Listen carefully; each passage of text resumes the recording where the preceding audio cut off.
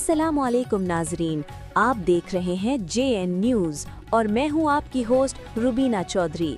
सबसे पहले नजर डालते हैं आज की अहम खबरों पर। हैदराबाद से खबर शामिल करेंगे ब्यूरो चीफ जावेद अली चन्ना से। कासिमाबाद गैस की शदीद लोड शेडिंग, शहरियों को मुश्किलात का सामना। कासिमाबाद के इलाके कादिर नगर में गैस की शदीद लोड शेडिंग ने शहरियों की ज़िंदगी अजवीरन बना दी है।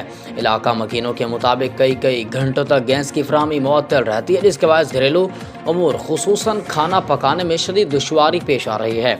शहरियों का कहना है कि सुबह और शाम के औकात में गैस मुकम्मल तौर पर गायब हो जाती है, जिसकी वजह से ख़वातीन, बुजुर्गों और बच्चों को खासी परेशानी का सामना है।